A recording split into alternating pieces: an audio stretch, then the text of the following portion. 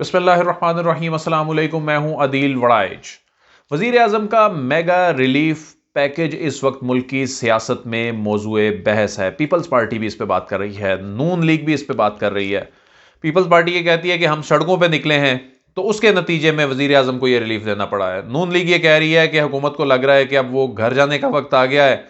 تو اس کے بعد اب اگلی آنے والی حکومت کے لیے پھندے تیار کیے جا رہے ہیں، مشکلات جو ہیں وہ پیدا کی جا رہی ہیں۔ پھر یہ سوالات اٹھ رہے ہیں، بہت سے تجزیہ کار یہ سوالات اٹھا رہے ہیں کہ کیا قرض لے کر یہ سبسڈی کے جو اخراجات ہیں برداشت کیے جائیں گے، یہ خسارہ کیسے پورا کیا جائے گا، کیا آئی ایم ایف کو ناراض کر دیا گیا ہے، اور ظاہر ہے جب آئی ایم ایف ایک ایسے وقت میں جب یہ کہہ رہا ہے کہ اپنے خسارے کو کم کریں اور حکومت خود یہ خسارہ برداشت نہ کرے بلکہ عوام پر یہ بوجھ منتقل کیا جائے، تو اس کا جواب کیا ہے؟ پاکستان نے آئی ایم ایف کو اس حوالے سے کیا بتایا ہے، یہ بھی آج آپ کے ساتھ شیئر کریں گے۔ تو آج کی ویڈیو میں وہ اعداد و شمار آپ کے ساتھ شیئر کریں گے جو اصل میں تبدیلی ہے، اور اس تبدیلی کے اثرات پہلی مرتبہ عوام کو ملتے نظر آ رہے ہیں، جو حقیقی تبدیلی ہے، یعنی معیشت نے ڈیلیور کرنا شروع کیا۔ یہ چیزیں کہیں پر رجسٹر ہی نہیں ہو رہی تھیں۔ گزشتہ 2 مہینے سے ایک اعلیٰ سطح کمیٹی وزیر اعظم نے جو بنائی تھی، جس میں ڈاکٹر اشفاق حسن صاحب اور دیگر ماہرین معاشیات اس کمیٹی کا حصہ تھے، اور یہ کمیٹی گزشتہ 2 مہینے سے مسلسل اس پہ کام کر رہی تھی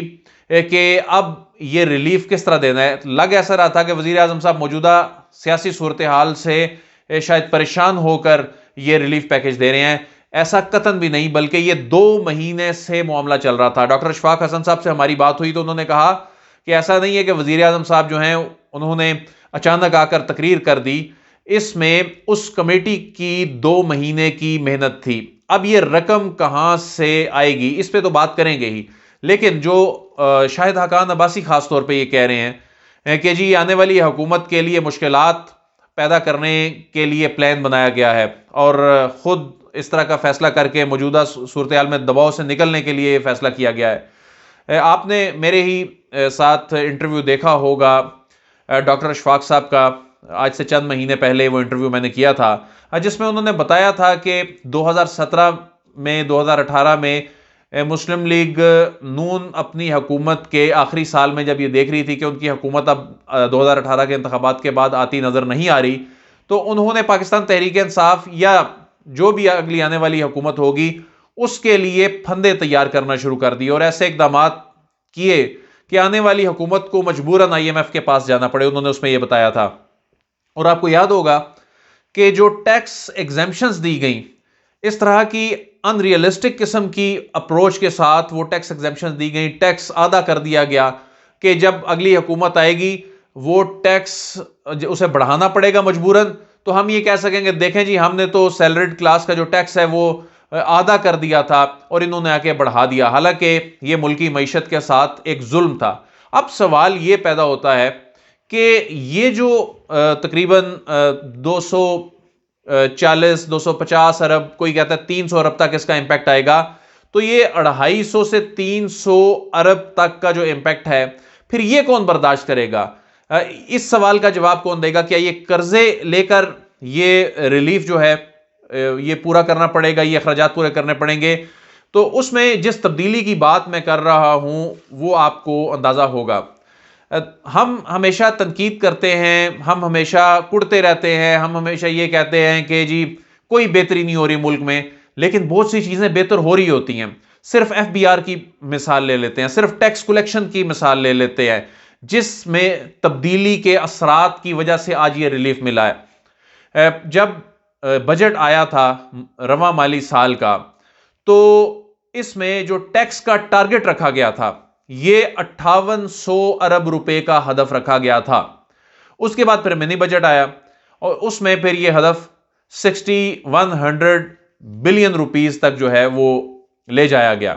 6100 ارب روپے تک لے جایا گیا۔ اب 8 ماہ کے اعداد و شمار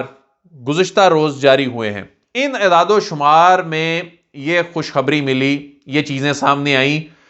کہ 268 ارب روپے جو ٹیکس کا ہدف تھا ہمارا، جو ایف بی آر کا، پاکستان کا جو کلیکشن یہ ہونی تھی، اس ٹیکس کے ہدف سے 268 ارب روپے زیادہ اکٹھے کیے گئے۔ اب جو اس سال کے آخر تک، یعنی رواں مالی سال کے آخر تک جو ٹارگٹ ہے، جو انیشلی 5800 ارب روپے سے شروع ہوا تھا، یہ 6400 ارب روپے تک جاتا دکھائی دے رہا ہے۔ یعنی یہ 600 ارب روپیہ اپنے ابتدائی ہدف سے زیادہ ہوگا، اور گزشتہ سال سے یہ 1700 ارب روپے زیادہ کلیکشن ہوئی ہے۔ اب یہ جو ریلیف دیا گیا ہے، یہ 4 مہینے کا ریلیف دیا گیا ہے، یہ 4 مہینے کا ریلیف 300 ارب روپے تک بھی اگر ہو، جو کہ میکسیمم ہے، تو کلیکشن کیا ہو رہی ہے آئندہ بجٹ تک؟ وہ 600 ارب روپیہ زیادہ کلیکشن ہو رہی ہے۔ اب آئی ایم ایف کیا کہہ رہا تھا؟ آئی ایم ایف یہ کہہ رہا تھا کہ آپ نے اپنے جو اخراجات ہیں، اپنا جو خسارہ ہے، خسارہ آپ نے اپنا ختم کرنا ہے، اور یہ سبسڈیز نہیں دینی۔ اگر بجلی مہنگی پیدا ہو رہی ہے تو یہ نہیں ہے کہ حکومت وہ خسارہ خود سے برداشت کرے، بلکہ وہ لوگوں پر، وہ کنزیومر پر منتقل کرنا ہے۔ اسی طرح ہی پیٹرول کی قیمتوں کے حوالے سے ہے، جو tax levy I M F نے کہا تھا کہ وہ بڑھانی ہے ہر مہینے، اس کا مقصد کیا تھا کہ اپنا بجٹ خسارہ کم کرنا ہے۔ اب حکومت نے اپنا جو ریونیو کا ٹارگٹ ہے، اس سے اگر اس سال کے آخر تک 600 ارب روپے زیادہ تک چلے جاتا ہے مجموعی طور پر، جو اس وقت تک 268 ارب روپے سے زائد ہے، پہلے 8 ماہ کا جو ٹارگٹ ہے اس سے زیادہ ہے، تو یہ عوام سے اکٹھا کیا گیا ٹیکس عوام کو ریلیف کی صورت میں اب نظر آ رہا ہے کہ یہ ہے ریلیف۔ لوگ پوچھتے تھے نا کہ ٹیکس دیتے ہیں ملتا کیا ہے؟ یہ تو ایک ایسی مثال ہے، یہ تو ایک ایسا بڑا اقدام ہے جو کہ ترقی یافتہ ممالک بھی اس وقت افورڈ نہیں کر سکتے۔ جہاں پر 30-40% ٹیکس تنخواہوں سے کٹ جاتا ہے، وہاں پر اس وقت ایسا ریلیف دینا افورڈ نہیں کیا جا رہا۔ اگرچہ یہ بڑا مشکل کام ہے اس وقت ایسی سچویشن میں، ظاہر ہے بالکل خسارے سے نکل تو نہیں آیا پاکستان۔ جو خسارے کا جو بجٹ جو بنایا جاتا ہے، اس میں ہمیشہ وہ بجٹ خسارے میں رہتا ہے۔ جو ہمارے ریونیو ٹارگٹ ہیں وہ اچیو ہر سال نہیں ہوتے، لیکن اس سال وہ نہ صرف اچیو ہو رہے ہیں بلکہ وہ اپنی لمٹ سے کئی سو ارب اوپر جو ہے یہ ٹارگٹ سے ایف بی آر جا رہا ہے۔ تو یہ وہ وجہ ہے جس کی وجہ سے جب خسارے پر قابو پا لیا گیا، اپنے ریونیو ٹارگٹ سے اوپر ایف بی آر چلا گیا، تو یہ عوام کو ریلیف دینے کا فیصلہ ہوا۔ اس میں جو میکرو اکنامک ایڈوائزری گروپ بنایا گیا تھا، اس میکرو اکنامک ایڈوائزری گروپ میں جو ملک کے بڑے ماہرین معاشیات ہیں، اس میں 2 ماہ تک ہر اینگل سے اس کو دیکھتے رہے کہ عوام کو ریلیف اب کیسے دینا ہے۔ اس میں بہت سے لوگوں کی رائے یہ تھی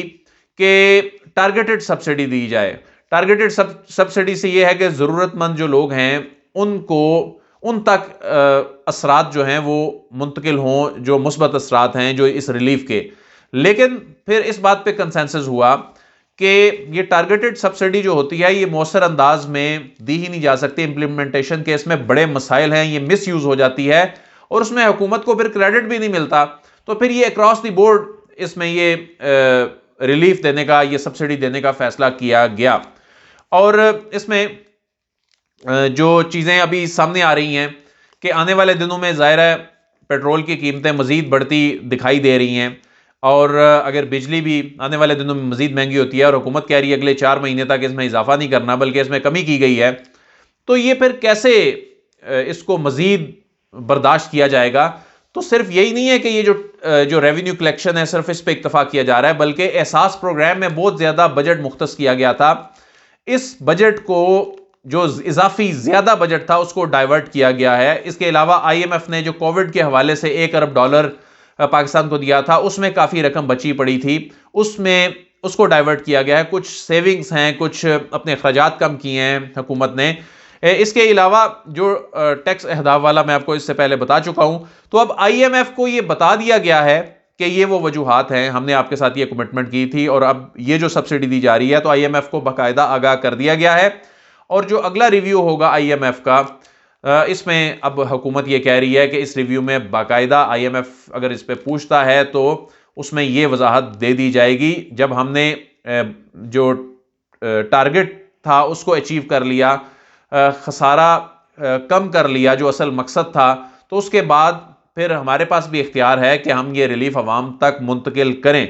تو آنے والے دنوں میں اب یہ معلوم ہوگا کہ IMF اس پہ کیا موقف اپناتا ہے، کیونکہ پروگرام جو ہے اس کو ظاہر ہے جاری رکھنا ہے، تو اس میں پھر IMF کو بھی مطمئن کرنا ہوگا۔ لیکن وزیر اعظم صاحب کے جو کانفیڈنس ہے اس سے یہ لگتا ہے، اور جو حکومتی ٹیم کا کانفیڈنس ہے، کہ حکومت نے اپنے بہت سے متبادل بندوبست جو ہیں اس حوالے سے شاید وہ بھی کر رکھے ہیں۔ یہی وجہ ہے کہ بغیر اس طرح سے پوچھے صرف انفارم یعنی کر دیا گیا ہے، یہ اتنا بڑا سٹیپ لیا گیا ہے جو کہ اس وقت موضوع بحث بنا ہوا ہے، اور اس میں لوگوں کو یقین بھی نہیں آ رہا، خاص طور پہ ہماری سیاسی قیادت کو، بہت سے تجزیہ کاروں کو، یہ ہوا کیسے۔ عدیل وڑائچ کو اجازت دیجیے، آپ سے پھر ملاقات ہوگی، اللہ حافظ۔